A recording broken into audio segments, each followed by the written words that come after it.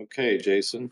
Yes. Good morning, everybody. That's right. It is Wednesday, January 5th, you guys. Yes. Today is National Bagel Day. What do you guys think about that? You know what I'm saying? Watching out some bagels with some cream cheese, and you know what I mean? It's also National Kombucha Day. And National Strawberry Ice Cream Day, you guys. As well as National Hat Day. Shout out to my new hat. You know what I'm saying? Make Adams split again. You know what I mean? And it is also Martin Luther King Jr. Day. Is it really Martin Luther King Jr. Day? I thought that was this upcoming Monday.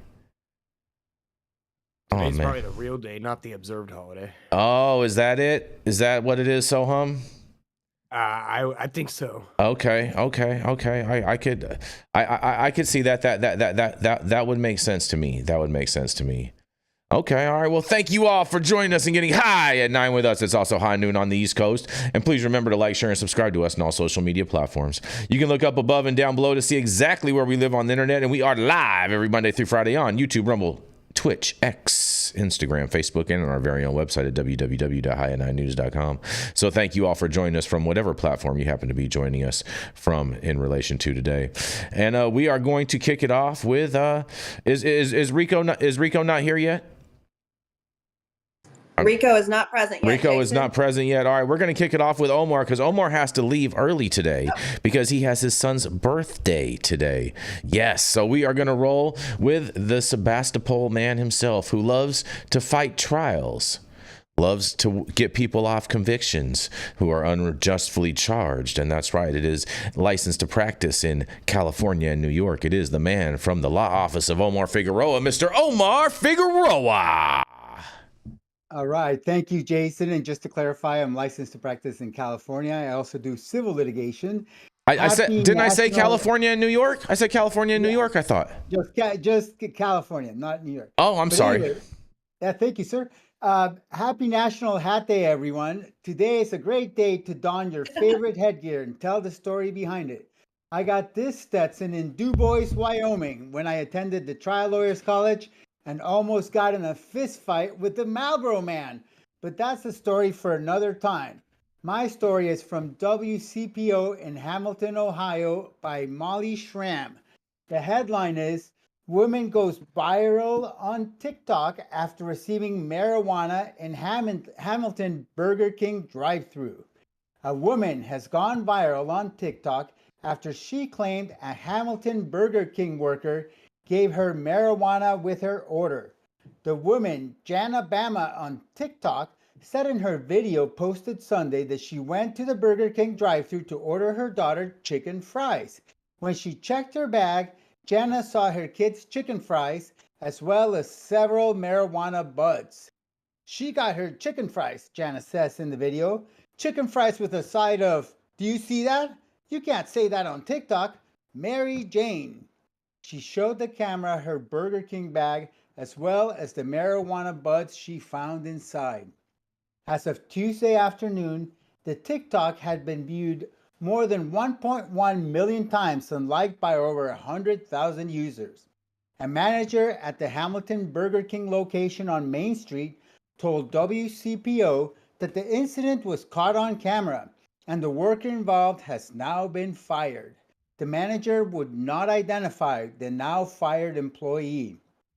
The manager also told us the restaurant received several calls regarding the incident, including multiple prank calls. Burger King's corporate office gave WCPO a statement following the incident. We were very disappointed to learn of the incident and do not take incidents that put our guests in danger lightly, Burger King said in the statement. The Hamilton Police Department said they had no reports about the incident, but they are now actively investigating it. The headline is, Woman Goes Viral on TikTok After Receiving Marijuana in Hamilton Burger King Drive-Thru. My take is, I looked at the video, those are not buds, that's just larf. And it's, it's really, it's almost like, insulting to call those buds, but I guess they're in Ohio and it's like regular for Skibbity, Ohio. I just think it's, of course, bad taste to be giving away larf, but that looks like fairly valuable larf, like maybe 15, 20 bucks, like a dime bag's worth. So I don't know why anybody would do that. It seems to me that maybe somebody's dealing weed from the drive-through and then they just gave it to the wrong customer. But it's just, I'm really curious to hear the takes from the other correspondents on this. Man. And this is Omar Figueroa, lawyer, publisher, and ganja instructor, reporting from Sonoma County, California, the traditional territory of the Pomo, Miwok, and Wapo nations for High at 9, high noon Eastern. You know what? Jana got a fucking deal, and she's very ungrateful because Jana got $20 worth of weed for her $6 chicken fries. Also, I'm more concerned that you're willing to feed your child chicken fries. Yep. Mm-hmm. Well, than I am that somebody's tossing out weed and just trying to make a little extra money while they're at the freaking Burger King drive. I think that's the whole point. Nobody actually eats chicken fries, so that's the whole code. If you roll up to the drive-thru, you order chicken fries. I know you're actually asking for weed. Right. I feel like all these people that put all these little toys and stuff in their ace and stuff right now. How do we know Burger King wasn't just actually trapping and they bought an eighth and it came with a meal? Look, man, there's two sides of the game. On one end, you have McDonald's snitching, and then on the other end, Burger King doing the damn thing, right? Just Burger King. That's why they refused to identify the employee, because actually the whole restaurant was in on it. The manager was in on it too. Mm-hmm. Man, you guys. Oh, Burger King dammers. What an ungrateful lady. Where is Hamilton County? You said it's in Ohio? Hamilton. I think it's a city in Ohio. Okay. All right. Shout out to Hamilton. I'm surprised. How do we know that this actually happened and it wasn't just done for the clout? It could be JD Vance involved in it, just bringing up shit in Ohio again. No, bro. It's definitely has Nick Lachey's name written all over it, bro. I was gonna say. I didn't hear any involvement of any couches. Nick Lachey's busy. JD Vance is involved. I mean, do we know? Here's the thing. Is he really?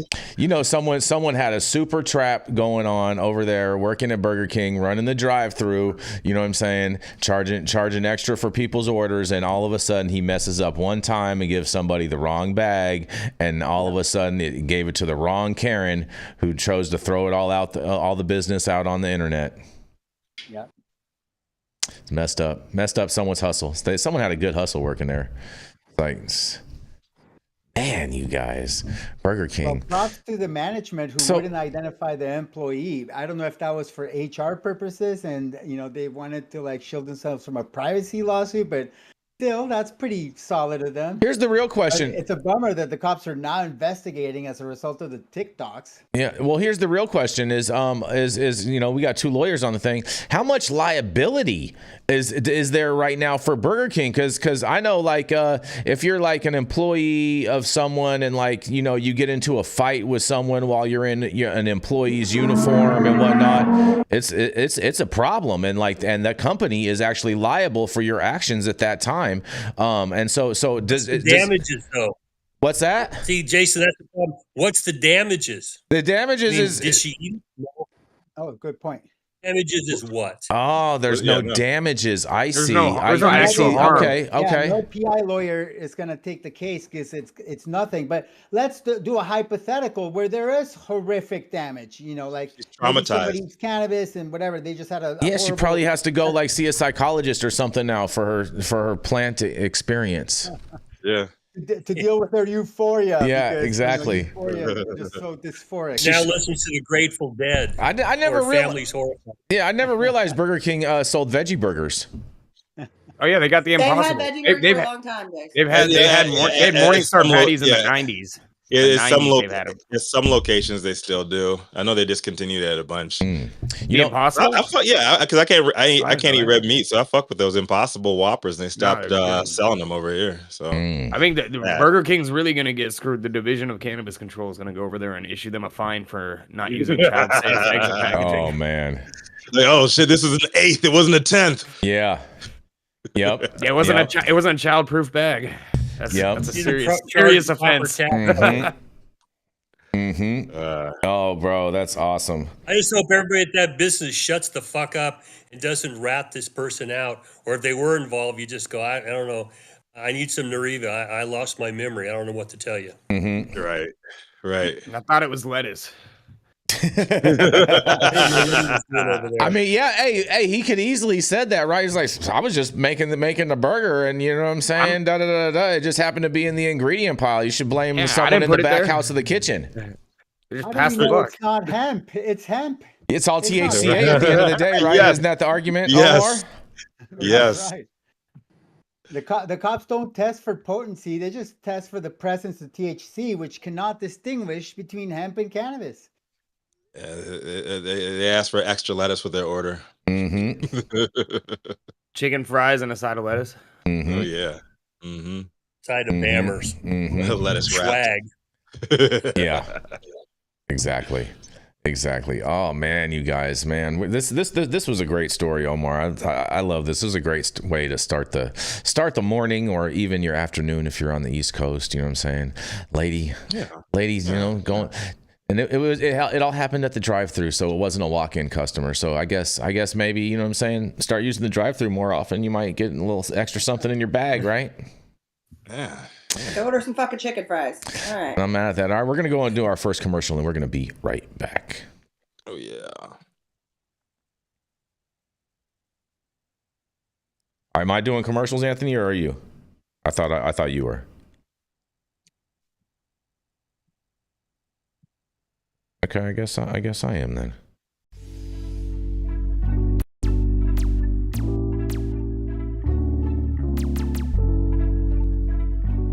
Are you all ready for America's new #1 D9 gummy line? That's right, we are bringing to you Parody Gummy. These vegan gummies are manufactured in a safe harbor facility, so you know they're going to be clean and safe, and they're not going to give you any of the runaround. Coming in, we have 3 amazing flavors for you. We have the Raspberry Riots. Also, we have the Sleepy Joes if you need something to help you sleep at night. And if you're feeling like raging and having a party time, that's right, we have the Pineapple Bad Hombre. If you're feeling like a bad hombre, make sure you head over to www.parodygummy.com and secure your bag today. And we are back, you guys. We are back. Oh yeah. Coming up next is none other than the High 9 News head honcho, here to break us off with a little apologist news of the day. Nah, you know me, I don't need to the one thing I do want to apologize for is actually, I guess apparently it's not MLK Day today. What it is MLK's birthday, Omar, today. And so we want to make sure that we wish the whole Martin Luther King Jr. family a very happy memorial birthday in his honor. And also, too, we also want to wish Omar's sons a very happy birthday, as Omar is going to be leaving early today because it is his son's birthday today as well. What do you think about that? I love that. And Jason, that's a very equitable comment. Hey, bro, you know, I'm all about truth and fairness. You know what I'm saying? Very DEI of you. Oh, there's DEI That is not holidays DEI. coming up. That's fucking Yeah, fake news, bro. Stop it. Jason Beck. This What shit, you got for that us shit today, is my not man? no DEI dumbass bullshit. There's nothing I love more than ruffling your feathers, you little snowflake. Yeah, I love the fact that my feathers can get ruffled and blow all the, you know what I'm saying? Blow all the shit out. Well, let me tell you something, guys. Man, oh man, oh man. This is an original story for you guys. I got an original piece for you guys. You guys are going to love this because federal prohibition complicates recovery for cannabis patients and businesses, you guys. That's right. On the morning of Tuesday, January 7th, a fire started on the hill above Urban Leaf, the only cannabis dispensary on the Sunset Strip. Thanks to mutual aid agreements, Los Angeles County firefighters quickly responded to the fire, despite it starting outside of their jurisdiction. Although a generational windstorm was underway, the firefighters of West Hollywood Station 8 quickly responded, closing down Sunset Boulevard and many business in harm's way, according to Urban Leaf and Pink Dot owner Saul Yamani. By 11 a.m., he says. The unnamed fire was knocked down with all employees of Urban Leaf and its sister convenience store Pink Dot reported safe.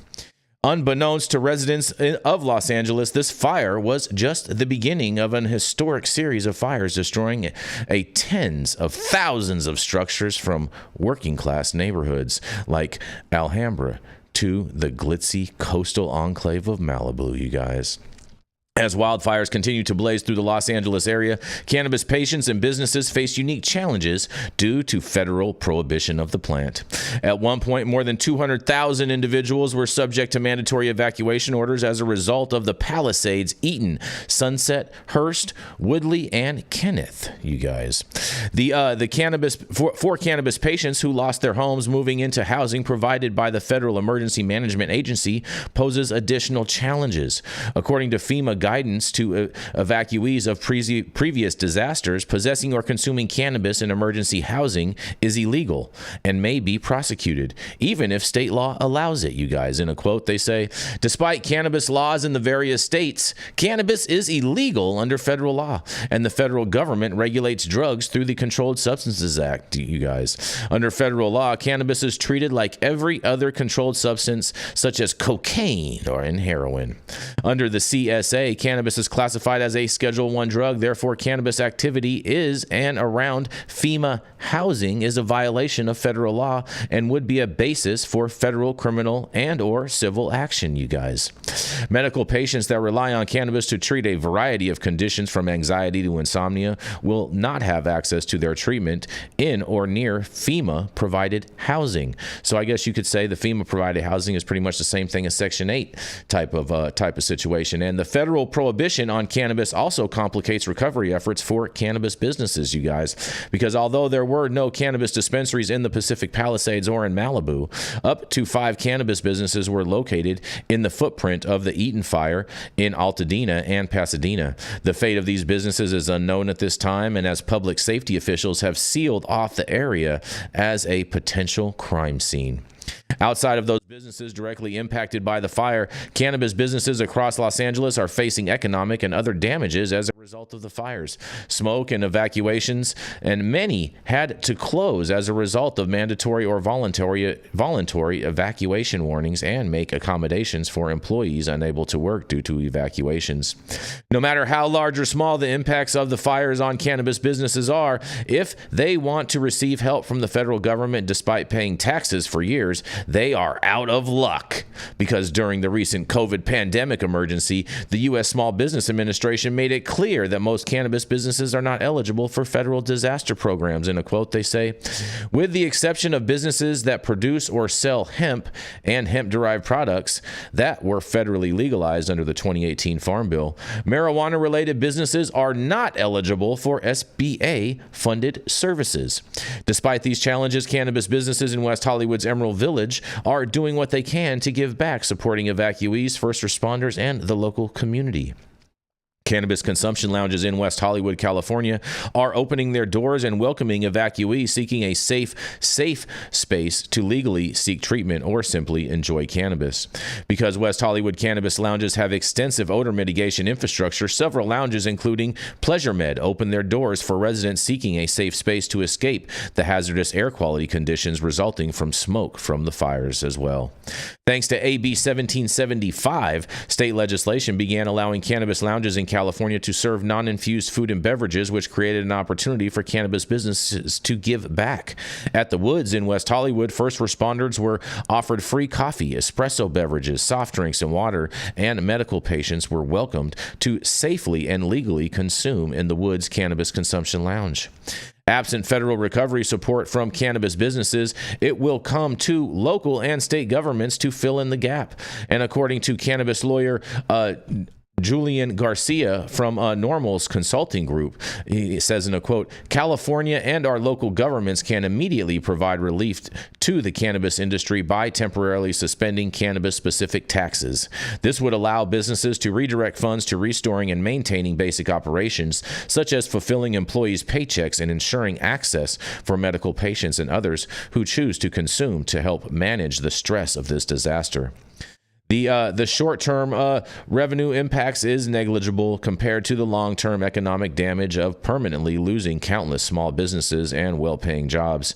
This is the time for elected leaders to act decisively and demonstrate their commitment to equitable economic resilience in our communities, end quote. Additionally, county and city governments can relax regulations and expedite permitting for cannabis businesses seeking to relocate and reopen after sustaining damages from the fires, and cannabis customers in Southern California seeking to donate first aid supplies, blankets, water, masks, toiletries, and non-perishable food for those impacted by the fires can receive a free penny pre-roll at the Artistry in West Hollywood, Beverly Hills, and Koreatown locations. I'm not sure if they have one in Beverly Hills, but okay. The economic impacts of the firestorm are expected to far exceed $100 billion, and the recovery, you guys, will take years, they say. Man, oh man, oh man. These fires have been super, super devastating. They're still not even all the way contained and whatnot, and this is probably going to go on for a while. But shout out to the businesses in West Hollywood that are taking a stand and helping evacuees. And I think this is a great use of all the money that all these businesses had to spend as far as with their odor mitigation practices and filters, that they're offering it also to the general public to come in that's trying to escape the smoke in the air. And so this is a great little story, and thank you all. I can't wait to hear what you guys have to say about this. I mean, our groovy ass governor makes other exceptions. He can make an exception for the cannabis businesses. Yeah. That are. Yeah. Okay. Yeah, cool. That'd be great. And the DCC did make concessions that if a business was immediately threatened, they could go ahead and move all their product to another site. They just needed to, without worrying about the track and trace requirements, that they just needed to deal with that and let the DCC know after the fact. But like, there weren't any dispensaries in the Palisades, right? Like, how many dispensaries were fucking lost? I don't think any were necessarily lost. Like, help us. No, but some of them were impacted, like in Malibu, like nearby. There have been struggling dispensaries. They don't have dispensaries in Malibu, do they? Yeah, they have 5. Absolutely. Yeah, they got. And I don't think any of them. I'm gonna see how many were impacted. No, I don't think any were necessarily impacted. In that Brentwood. sense. Yeah, Brentwood possibly. But then none of the dispensaries were impacted. The only structure that was lost in Brentwood is that one house because we watched it burn in real time. But I do think they shut that down. I think Pasadena, Altadena, those dispensaries were impacted. Let's see. Mm-hmm. I'm looking. But well, I don't see our legislature doing much to help here. Mm-hmm. I mean, it's going to depend on the pissing match between Newsom and Trump once he takes office. Because they're already taking pot shots at each other. Mm-hmm. You would think a friendly federal government would direct the DOJ, don't prosecute anybody involved in FEMA for smoking weed, just stay away from it. Mm-hmm. You would hope. Who knows what's going to happen? I know the legislature is ready to increase the excise tax to 19%, and they're pissing about not losing a stream of revenue. Mm-hmm. So I just don't.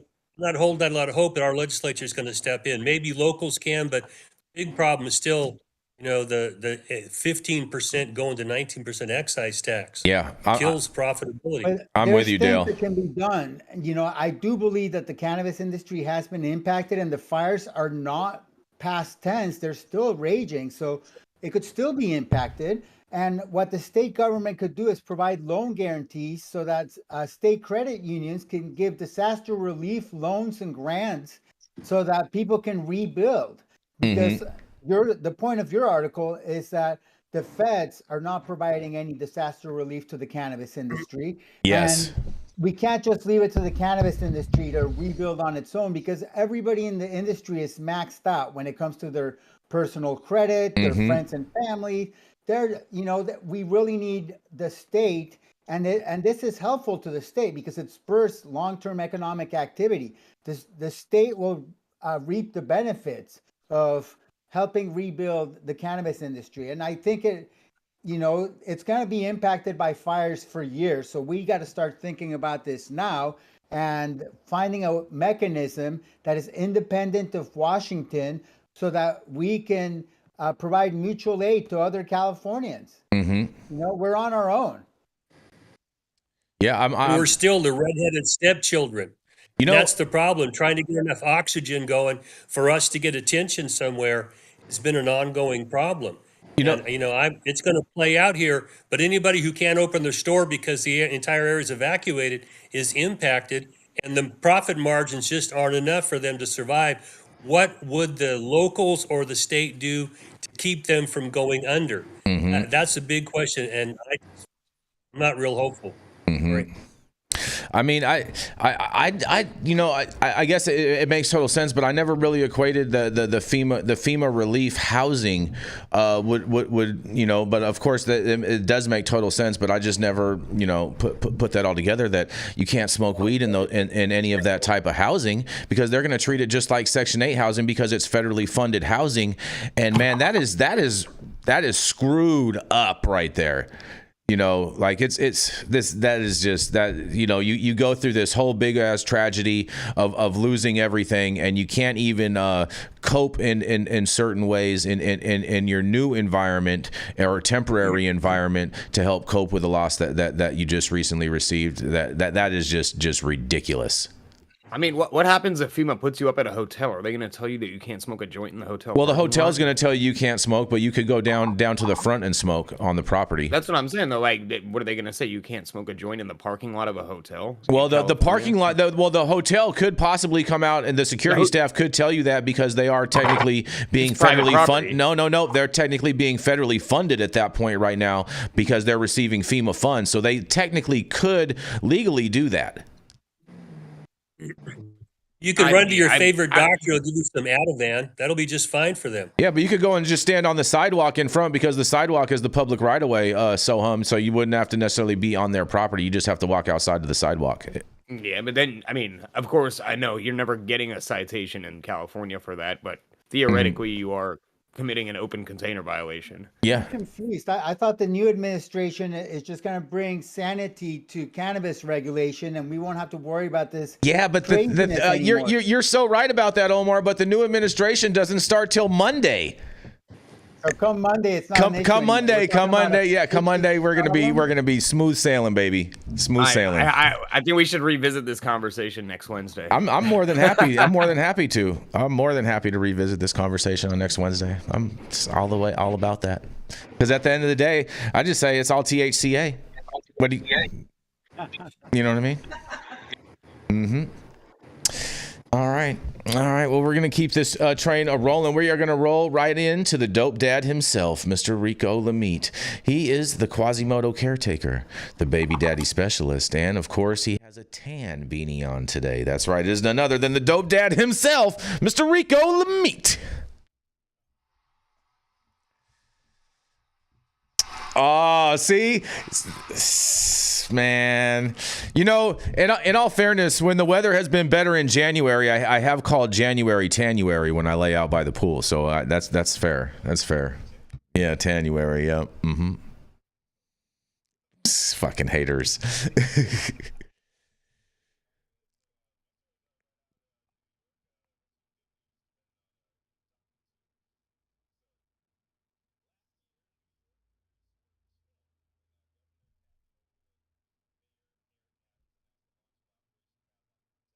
Meaning yet controversial effort to shut down thousands of alleged unlicensed dispensaries operating in the city and across the state. Now, on one hand, cannabis retailers, both actively licensed and those in wait, had a valid gripe about the regulatory delays and unfair competition. On the other hand, local citizens and neighboring businesses feared the return of Gestapo-style raids, unlawful search and seizures, and general garden variety police harassment that was commonplace during the Rudy Giuliani-led early 2000s stop and frisk era. Back when Mayor Adams himself was on the beat as an NYPD cop. Sure enough, the unlawful raids and authoritative harassment of legally operating businesses have been off-reported, byproduct of OPP. And thanks to the successful outcome of a lawsuit brought by 5 legally licensed hemp shops, a judge has ruled that these warrantless raids must stop immediately. This Monday, New York Supreme Court Justice Thomas Marcel ruled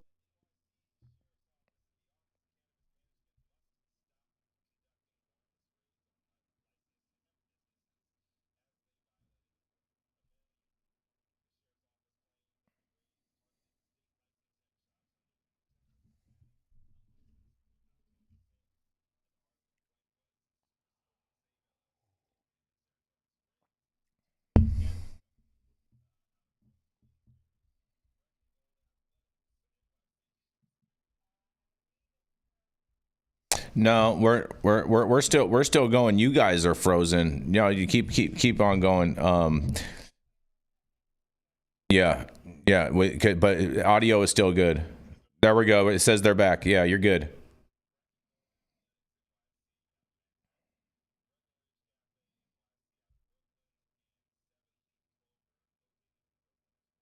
The 5 businesses filed lawsuit claiming their products were unlawfully seized without proper inspection or warrants, causing significant business losses.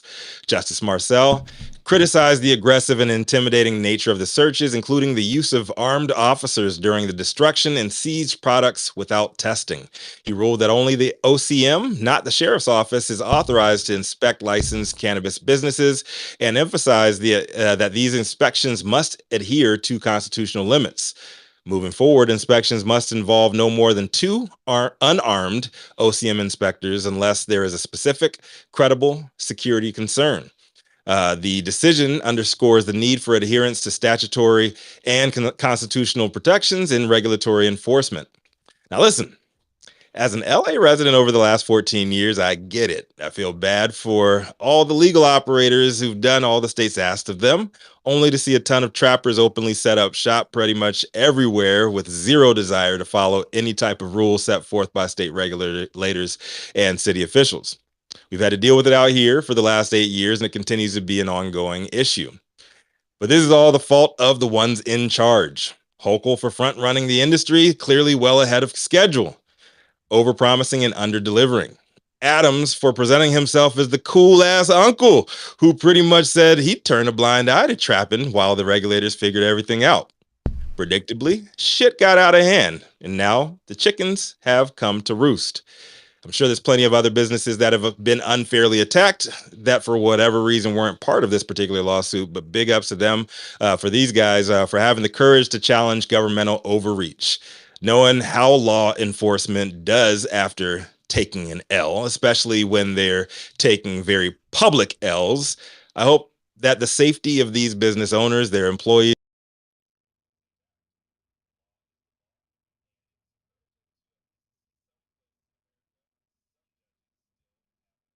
administer justice to those in power who believe that they are above it.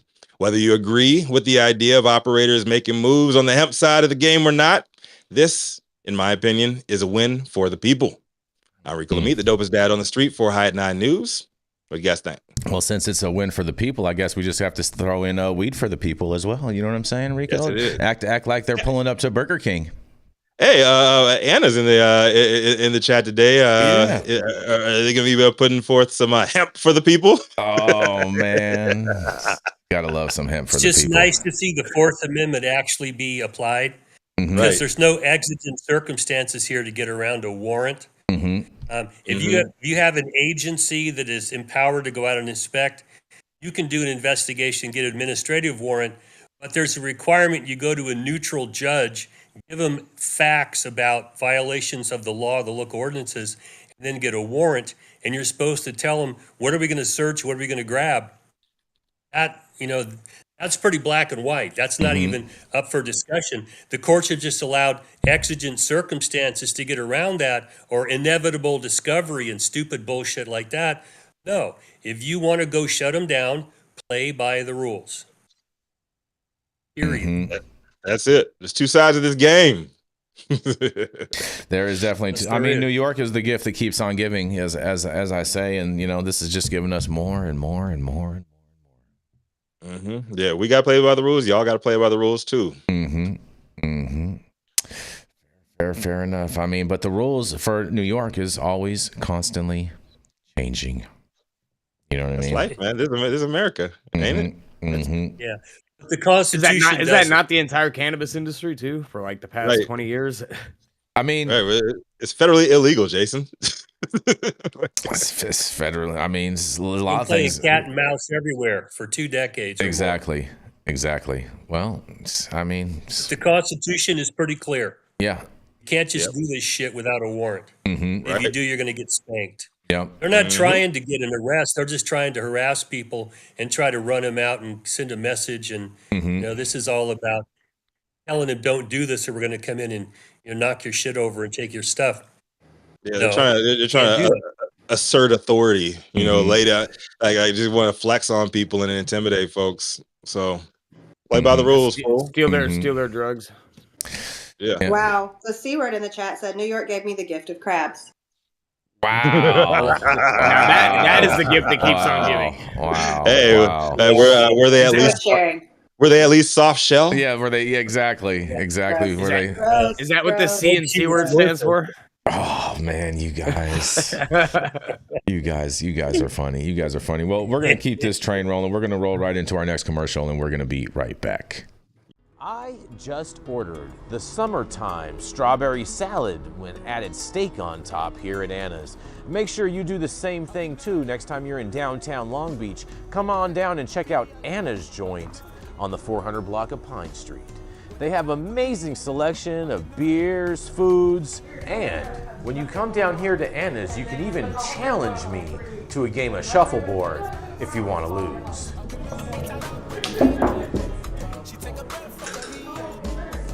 Did you get that? So, next time you're in downtown Long Beach on Pine Avenue, make sure you stop by Anna's Joint on the 400 block. Not only do they have Anna's Joint, this restaurant and bar, but they also have the amazing deli next door, and then next door to that they have a very exotic flower shop. You may want to stop by and say hi.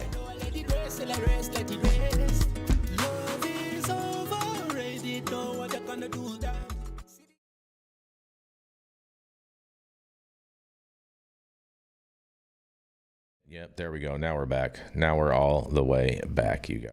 Stop whatever you're doing. Make sure you hit that like button. I know we'll appreciate it. You'll appreciate it. And YouTube will appreciate it. Also, make sure you subscribe to the channel if you've not subscribed already. And all of the articles that we cover on today's show, you can read directly on our website at www.highat9news.com. Are you a business?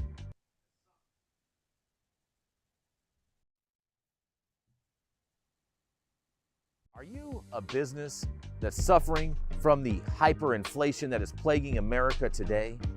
We have the solution for you.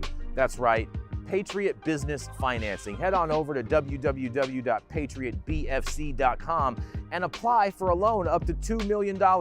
Any state, any industry, even the cannabis industry, the CBD industry, as well as the industrial hemp fiber industry. Secure up to $2 million today, and make sure that when you apply, you tell Paul you said hi from High at 9. And we are back, you guys. And coming up next, we're going to roll right into attorney at law, Mr. Dale Schafer. Dale has been an attorney since the Reagan administration, you guys. That's right, back in the good old 80s. He has represented physicians, hospitals, insurance companies, cops, corrections officers, and for the last 25 years, he specialized in cannabis law. He served a 5-year federal prison sentence for helping medical marijuana patients and managed to save his law license. He's blunt. And maybe he smokes blunts too. He's honest, unconcerned with public opinions and your opinions, and will tell you and show you how to defy gravity by pissing up a rope. That's right, is none other your favorite T.O. Loco, and you can now find him at the law office of Dale Schafer. It is none other than Mr. Attorney at Law, Mr. Dale Schafer.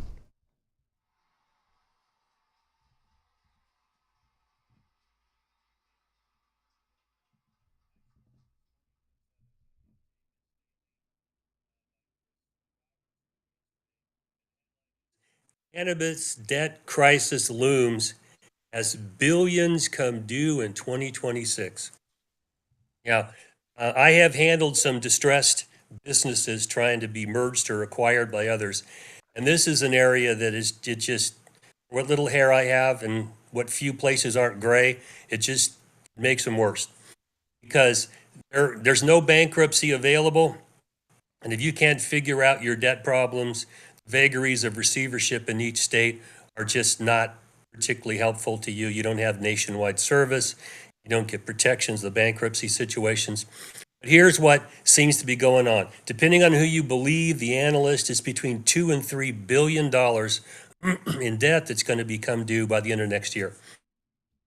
Now, most of the debt in the cannabis industry has changed to what they call debt financed rather than equity financed, which means you're not buying shares of a company, you're actually lending money to them.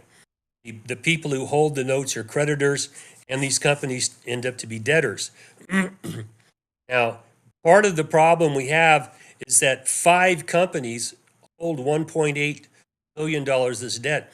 So depending on which debt level you accept, it's 60 to 90%.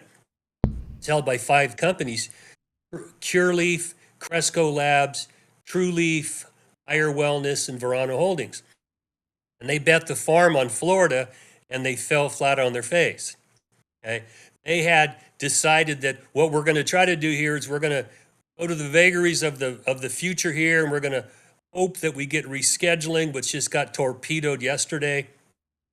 We're going to have reform at the federal level. I wouldn't hold my breath. Or that you're going to have state developments that are going to bring more states online for either medical, recreational, or both.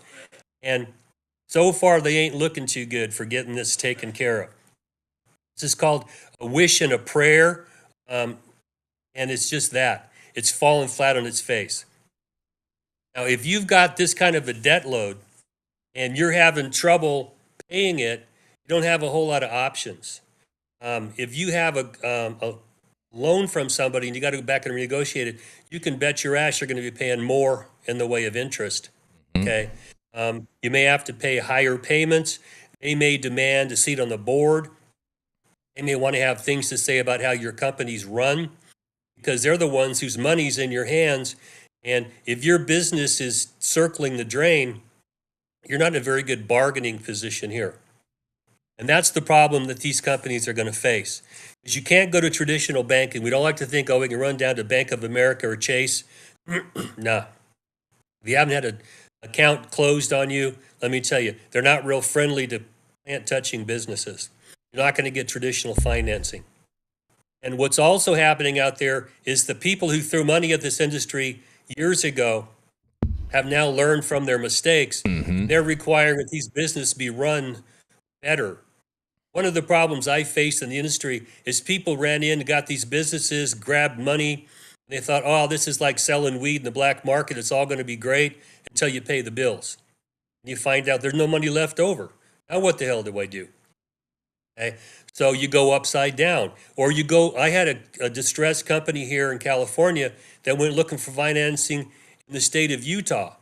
When they couldn't pay it, I got a lawsuit served from Utah, and you had to go to Utah to defend it. It's like, where in the fuck did you get this money? In the parking lot at, Costco? No, it's what money's available out there. And you can really get yourself in trouble as you're flailing here. And one of the biggest problems that they're facing now is that they don't have a lot of choices besides getting leaner and meaner. Now, the companies that I work with that actually are making it work are lean, mean companies. You don't have bunt tenders. You don't have people out there greeting you in the front, giving you pedicures and shit like that, educating you inside. No, they run a business. They do it because we have to be lean and mean, and they are able to pay their bills. And keep taking on other people. Oh, give me a solid. Let me, take your product from you. I'll pay you later. The answer is fuck no. Don't do that. Okay. If you're in a position where you have to do that, you are in some big trouble. And these big 5 companies that hold 60 to 90% of this debt over the next 2 years are going to have to be hoping that something happens.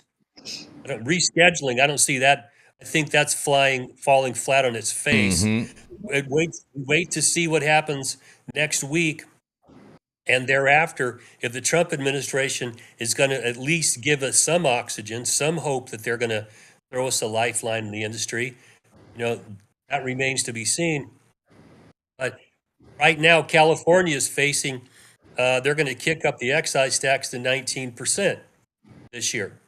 And I don't see any room in our legislature to stop that, because there's people getting money and they're lobbying the legislature. We're not going to change this. So hoping to get some relief at the local level or changes in government, I wouldn't put a whole lot of faith in that either.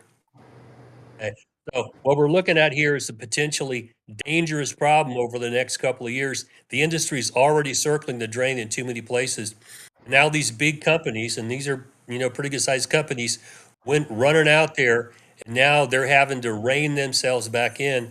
And let's just see if they can do it, because hoping that we're going to get relief from the federal government or state governments That's just wishing and hoping. Wish in one hand and shit in the other, and see which one fills up. So back to all of you. Oh man, what do you think about this? I guess it depends on how big your wishes are, right, Dale? Yeah. Mm-hmm. Yep. What you took to clean out your colon. Yep, exactly. Oh man. I mean, I think one silver lining specifically with those 5 companies that hold all that debt is that most, if not, I think all of them are publicly traded, so they actually have disclosure requirements. They can't do what, say, a private, 1 or 2 location shop in California or somewhere else can do, where they can just basically decide who they're not going to pay, whether it's one of their tech providers or point of sale system or a consultant or whatever it is. That happens so frequently that, at least for a publicly traded company, they're going to have to disclose that at some point, and it could have an impact on their stock price. So they're at least going to think twice about doing that. I'm not going to say that it never happens, but I don't know. I'm trying to be a little bit optimistic here. Taking the optimistic tone there, another step forward. One of the biggest fears of everybody, like early on when the cure leaves and everybody started to rise up, back in like 2017, was they're going to buy up all this shit. They have this long runway and they're going to stomp everybody else out. Maybe they go out of business and we see a resurgence of the little guys on the other end of this lean thing. And mean. Maybe. And shout out to the C word who threw out a big old super chat, who is asking a question for you guys. Is the trap part of the industry? Yes. Yeah. I think though, Rico, to your point, like a resurgence at the mom and pop shop, I don't see that being what's going to happen, right? I see this being a snake eating itself, right? Ooh. So Curaleaf is going to take over Trulieve, or vice versa. They're just going to continue to transfer over between these 5 to 6 very large stakeholders. Until one of them is just like the fucking Walmart of weed, as they've been trying to be since Medwin went under the first time, right? So they were a unicorn, though. I agree with you. Jenny Beth, I agree with you, a unicorn. Single location operators, like it's really, really, even very lean single location operators in the retail space are struggling. And I'm going to do a story about that a little later on. But it's difficult. It just fucking is, right? Between taxation, between employee rates, whatever else you got going on. People aren't paying their fucking vendors. So then you have no product in your store. There are just so many problems with single location operators. It just doesn't work so fucking great. I agree with you on the realism there. I was just saying, maybe it's a glimmer of hope. I'm just a bit. It's my bad. No, don't get me wrong. It's all bad. It is all bad currently. So I'm like, it ain't all good like that. But I appreciate your eternal optimism. The problem is these assets, if they come available, how do you clean them up? See, that's the problem with receiverships, because you can't go to bankruptcy, and the bankruptcy judge puts a halt on everything. They have the power to reorganize everything until you're going to get 20 cents on the dollar, whatever. When you're in the receivership, you're getting assignments to creditors that are not fully satisfying them, and the power to clean those assets up is not near what it is in the bankruptcy. So if you're going out looking to spend money to pick up assets from these failed companies, you need to do some bring some experienced people in to take a look at what strings are attached to those assets, so you don't get stuck with them. Yeah, and Dale, Lemon Pledge and Mr. Clean definitely aren't going to clean this shit up. You need Ajax. Businesses in California are not transferable, so you get stuck with assets that have their feet in cement, and you can't just you can close them down, but then you got to go open up someplace else. It's a mess. It's really hard for me to be as empathetic for or have any kind of sympathy for these big ass operators or anything. They had a golden opportunity, because they struggled with the other side of the industry because they had no connection with the community. Right. I always say there's the cannabis industry is a 3-legged stool, man. You have the business side, you have the wellness side, and you have the community. And without all 3 of those, you're not going to be successful. And they had a golden opportunity when these small operators started to falter. Like, why not bring them under your orbit? Why? Oh, you guys have no connection. Why not give those guys an injection of cash instead of just trying to get bigger. And this is the result of it, man. You guys got to band together. And I feel like a lot of their failure to reach out and actually become part of the community, like chickens are coming to roost all over, man. All over. Fair. The corporate oligarchs, and they can't run from that handle either. Yep. All they had to do was get down with the mindset that we already had in the cannabis industry, the pre-corporate industry. It was all about community, was it not? Even the trappers, it was all about community. Who's the first person? Who were the first people? With the fires and shit here, you hear about the cannabis companies helping folks out still as they are broke. Right? Like that has always been one of the signature stances of our, existing cannabis communities, helping out others in need, getting them free medicine if they need that. Right. But they don't want to give us a break. Fuck them. Yeah. Fair enough. Fair enough. And on that, we're going to keep this train rolling. We're going to roll right into our next commercial, our final commercial, and we're going to be right back.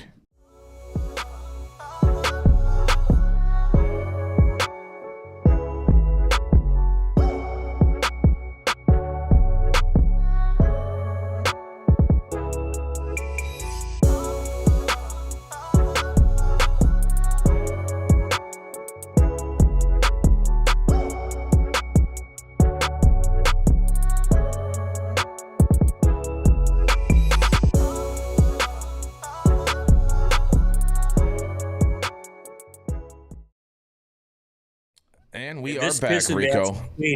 We are back. Up next, she is the the melanated and highly opinionated cannabis conservative who takes a more pragmatic approach than Jason Beck, which I think is a good thing. She's the founder of Kind Cannabis Consulting and Justice Serve 501c3, Jenny Beth Dills. Yeah. Man, I ran out of Diet Coke. I got back just in time with that one, huh? Are you Diet Coke broke? No. That's Howie, motherfucker. If they're gonna sponsor fucking Donald Trump, then we should get a sponsor by Diet Coke too. We ain't in France, and you ain't the one drinking Diet Coke 24 hours a day. I need a sponsorship, Coca-Cola Company. Diet Coke, yeah, we need a sponsorship, Diet Coke. Jason Beck is gonna love this story. Okay? Yes, because America's longest continual retail operator in the cannabis retail space. No, it's actually the longest dispensary that's been open. Look at him. Let's just keep shit straight. Let's keep shit what it is, because I see you trying to gaslight already. All right, Jason. Sohum looks down so he can giggle quietly. I love it.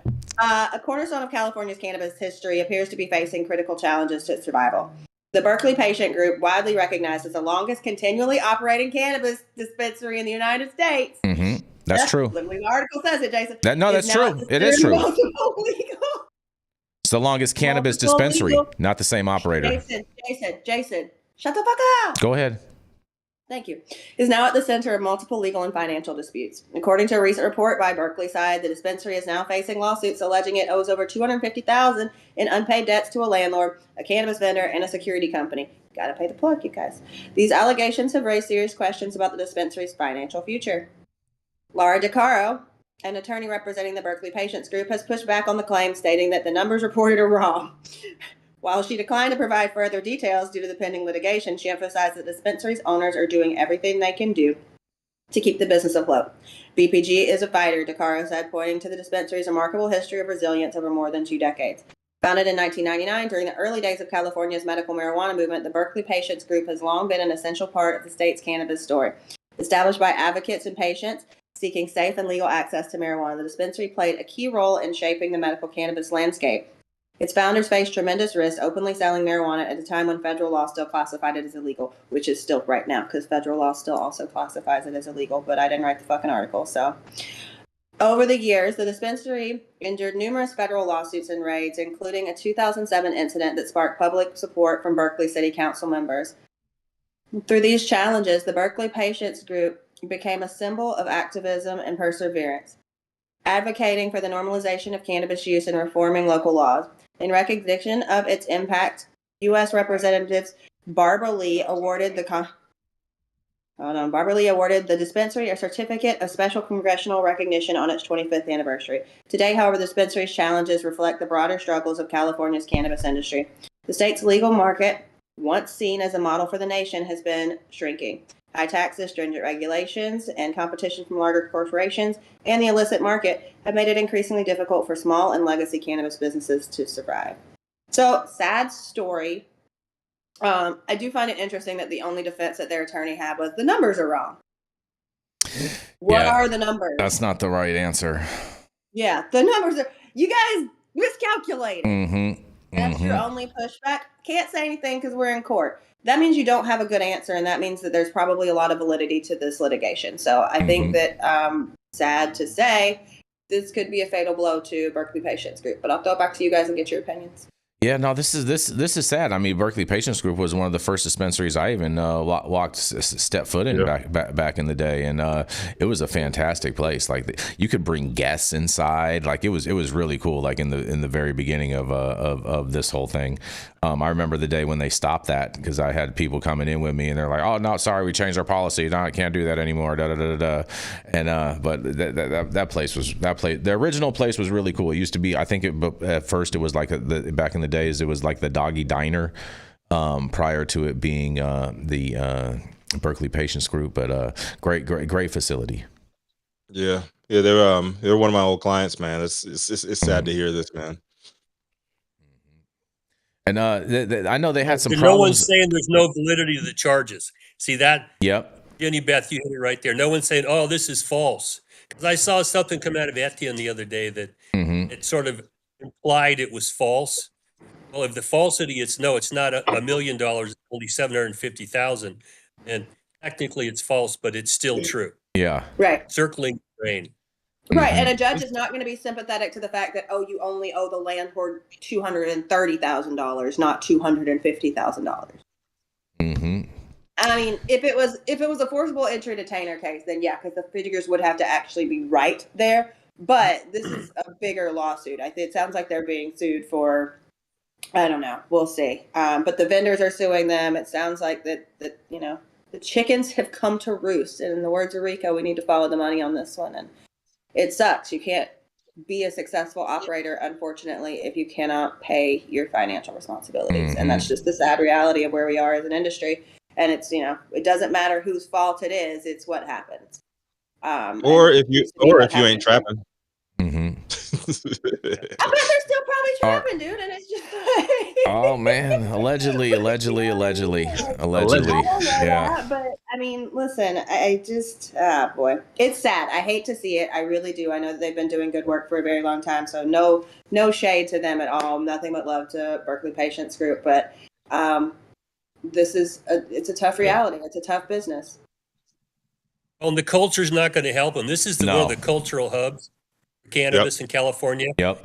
And if you can't pay your bills, unless someone's going to come in and start dropping money into your tip jar, the realities of running a legal business will come back to bite you if you play by the old bro rules, because the old bro rules just don't work in court.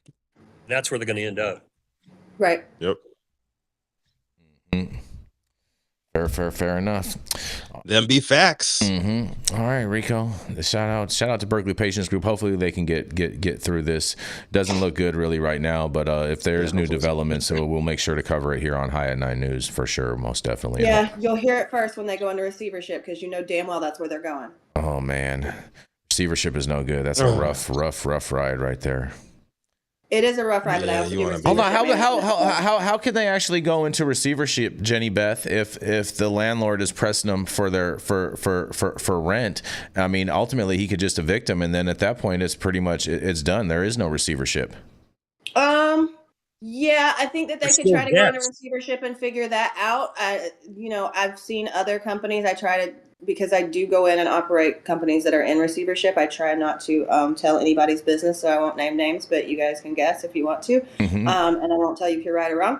But I've seen companies who had tremendous amounts of back debt to utilities companies, landlords, vendors, all of the above. They owed everybody, including probably their ex-mother-in-law who put $50,000 of her retirement in when they started the company or something, right? Now, do those receiverships typically end up successful? with the company coming back out on the other side, whether it's under new ownership or original management? Typically not. So we'll see. Well, and if they lose their lease, they lose their ability to make money. They're really going down the tubes. Mm-hmm. And those debts typically are contracts or loans that are written contracts that you just can't, you can't make any more money. Sorry, we're going to go away. No, we're here with our hand out. We want our money. And, I've tried to negotiate these multiple times before they go to receivership. But once they go into receivership, it's expensive. It doesn't always fix all the problems. And you're basically toast at that point. Yeah, you're paying attorneys, you're paying receivers, because they don't work for fucking free either. No, and they're expensive. You have to have the ability. They're expensive. You have to have the ability to pay the receiver. If you can't pay the receiver, the judge will not allow the receivership to continue, and your business is gone. And if you lose your location, California, the state of California attaches the license to the business. So cool. If you want to move your municipal license somewhere else, you can do that and restart your licensing permitting process with the state from the jump. So that's a rough one too. That's a rough one too. There's no real good answers to this other than finding a big ass bag of money in the street somewhere and paying your debts off. Hey man, digging it up from where you hide it. Hey man, I'm sure you can find that down in LA these days. Just saying. Just saying. Strange things are happening on the streets. Speaking of which, man, I have a story to tell you guys. It's a messed up story. Yeah, I was supposed to mention it during my story. I totally forgot. That comment just made me totally remember it. Oh man, is it quick? It's kind of quick. It's in relation to the in relation to the stories. It's in relation to the fires, and I think it is kind of little relevant. I think it's a little, you guys may want to hear it. Huh? Is it about you or an opportunity to name drop? Because if so. All right, so basically, this is a picture a friend of mine sent me of the fires next to their house. A firefighter actually called them and was like, and that they knew. They spoke with the firefighter and they're like, hey, we're gonna come and help you out, whatnot. And while they were there, the firefighters were there trying to extinguish this blaze. They literally got called, okay, to go where? You're never gonna believe this one, Rico. To go and secure Vice President Kamala Harris's house in Brentwood, and the fires weren't even near her house, and they got pulled off of this live fire right here to go and make sure that her house was fine when her house wasn't even near the fires. It's ridiculous. Totally ridiculous. Totally ridiculous. 100%. Totally ridiculous. No, they're absolutely right, Jason. And the firefighters also were pissed off because they got pulled off live fires to go secure and save the Getty Villa first. So guess who lives at the Getty Villa? Who lives at the Getty Mansion? Oh, I don't think it's so much about we're not going into that conversation because thank you, Jason. That's where the Diddy files reside. I got no chill when it comes to that stuff, and we're not that kind of show. So up next, y'all want to see the real Rico? Let's start talking about some conspiracy this month. Anyway, conspiracy theorists are up 10-0 right now. Just saying. Oh no, not even saying that. I'm not even saying that. That's why I'm saying that. Oh, we are. You are in these. We are 100%. We are. We're 100% saying right. that. They go secure public officials' homes and they secure large valued assets for the city that are landmarks. That's what happens, unfortunately. Oh, is that what that's the excuse they're saying? Landmarks? Is that? Bitch, I was just saying Rico was right. Like, yeah, let me just sip my tea. Let me go back to my tea. Right. Okay. Up next, coming straight out of the ATX, right, Jason? The ATX is none other than the man with over a decade of cannabis technology experience, and he stays on his grind. Here to break us off with the last story of the day is none other than Sohum Shah. Thank you, Rico. And yeah, today we're going to talk about cannabis and exercise, one of my favorite topics. Some recent news reports claim that cannabis can facilitate exercise by increasing our motivation, performance, and the simple pleasure of exercising. These anecdotal reports were usually focused on long-distance running. It's not surprising that the main support for these claims is the belief that cannabis increases the pleasure of exercise while also alleviating after-exercise fatigue. For example, following a long aerobic exercise, some people experience a feeling of euphoria, reduced anxiety, and diminished sensation of pain. The experience is due to the combined actions of both beta endorphins and the production and release of an endogenous marijuana-like compound called anandamide. They are manufactured by the body to reduce the pain in the muscles and joints that was induced by extreme exercising. These morphine and marijuana-like chemicals produced by the body are addictive. Yes, you can become addicted to molecules produced by your own body. One important question to ask yourself. Yeah, we'll come back to that one. One important question to ask yourself. What did you just do that convinced your body that it was necessary to release these ancient molecules? The answer is obvious. You were injured by exercising. Essentially, extreme exercising produced so much injury that your body felt it necessary to self-administer its own pain relievers. Endurance athletes become addicted to their own endogenous opiate and marijuana-like chemicals. The addictive proclivities of these molecules, their ability to produce euphoria and mask pain, make it highly likely that your brain will insist that you run again as soon as possible. Can cannabis motivate us to run again and again with greater pleasure and performance? You can read more about some of the chemicals here and get a link to the original, the article itself. This is reported by Gary Wank, PhD, at Psychology Today. And the title is, Can Cannabis Increase the Pleasure of Exercise? This is Sohum with High at 9 News reporting from the ATX. Let's see what Austin, the team has to Texas. say about this. It's Austin, Texas, you guys. ATX. Stop shortchanging yourself in your city. How is that shortchanging ourselves? Shortchanging all this little. That's a very marketable acronym. You're shortchanging. It is successfully marketed. No one likes that acronym. Well, no one likes it. Answer this. What do they call Long Beach, California? That's Snoop Dogg, bro. You trying to compare Snoop Dogg ain't from Austin, Texas, bro. I'm just saying it's a you are grasping at straws, and they're all paper straws, and they're soggy. Sohum. Please. Please. There's a raw nerve here somewhere, so we'll get to the bottom. I really want to know why this acronym drives Jason. It's because it's stupid. It's a stupid ass acronym. Jason. It's 10:08 a.m. We can't talk about this right now. Hey, Jenny Beth, I'm trying to talk about this endorphins because I got a real every time question. you guys mention that, it gets my endorphins going. Hey, I don't think those are not endorphins. Those are blue dolphins, Jason. Oh boy! Oh man! You guys. Well, porpoise. We did get a super chat from the C Word who says, FYI, San Francisco Weed Week is coming back this year as San Francisco Spacewalk after some legally motivated rebranding on April 11th or April 13th through the 20th, you guys. And that's not going to be in Austin, Texas. That's going to be in San Francisco. What do you guys say about that? Sohum? You ever call San Francisco SF? Oh, yeah, that's a real abbreviation. It actually stands for the sucker free. Jason, have you ever called it the city? Not really, but people do. A lot of San Franciscans do call it the city. That's fair.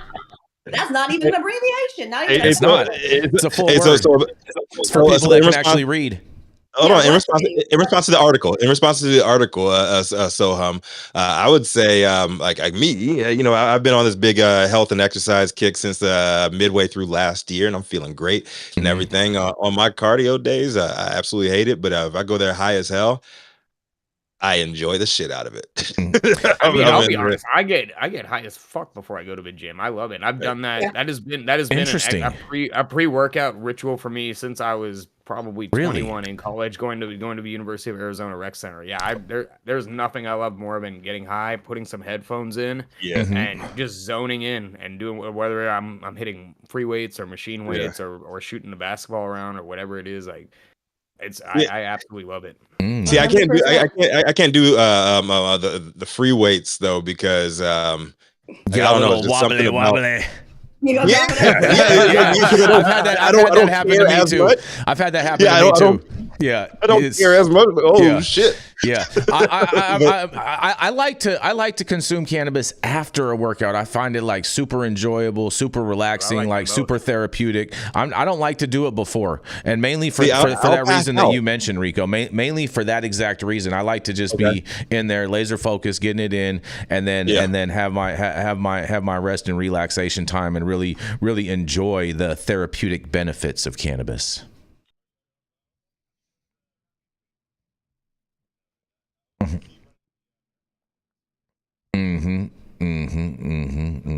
Cute. Yeah, I bet.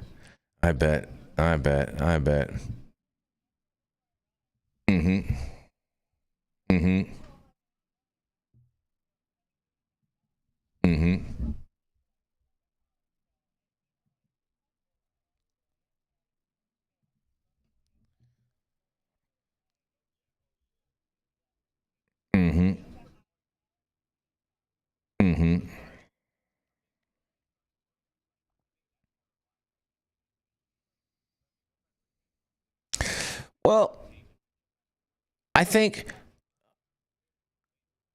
one of the reasons too, Sohum, that you like it is because you're doing like R&D with this with your product formulation for your athlete focused cannabis line. See what that's why, yeah. I got you, bro. We're here to you know what I'm saying? I'm full. I'm actually getting ready to go to. I'm getting ready to go to the doctor's right after this, and then I'm going to go and work out at the Pacific Club today. I love that. That's some dopamine for sure. Young Mickey Hart in the building. Yes. You got to fix your camera back, Jenny. You're way low. All right, Rico. It's time to go.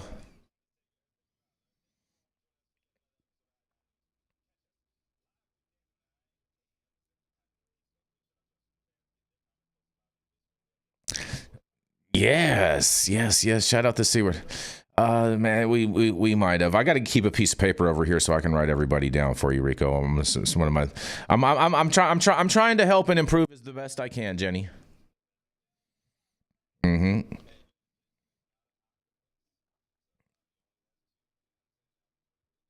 Yeah, thank you so much, you guys. Amazing. Much love.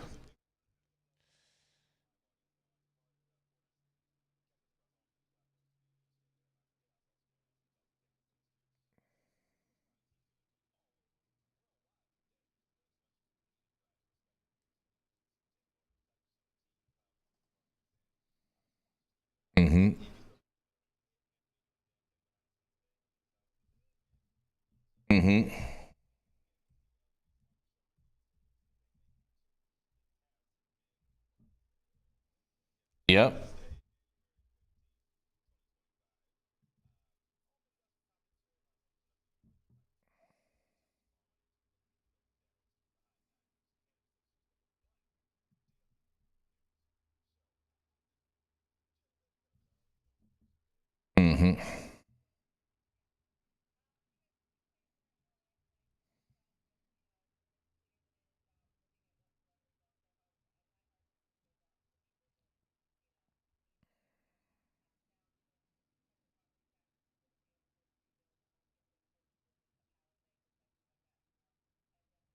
And Altadena, where you've seen a lot of the Black and Brown community lose their entire generational wealth. So my heart just goes out to those people. We're definitely sending you prayers. We love you guys, and just keep people in mind. Be kind to people. Try and support if you can. If you can throw $5 at something, make sure you're supporting a real cause and not a scammer. Yeah, make sure the money's actually going to go to the people. Yeah, GoFundMe is a great way to look at it. Speaking of which, Jenny Beth, did you see that Gavin Newsom put up a thing on his website saying to donate to fire relief victims, and that money actually goes to Act Blue?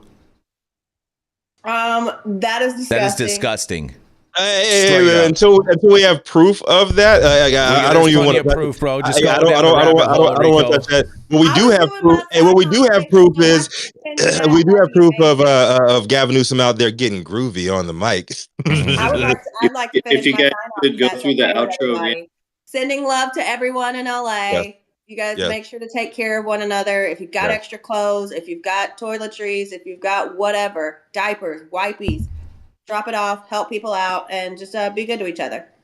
And just give people a call. Just reach out, tap in with them, make sure your people are okay. And sending love to Anthony, Mr. Cannabis, whose family was very heavily affected. So definitely sending love to one of our industry own, who was unfortunately lost everything in the fire as well. Yes. All right, y'all. Much love, everyone. And we are out, you guys. All right, got a dip. All right, you guys, take care. Likewise, Have a take it easy, blessed everyone. day. Guys, tomorrow.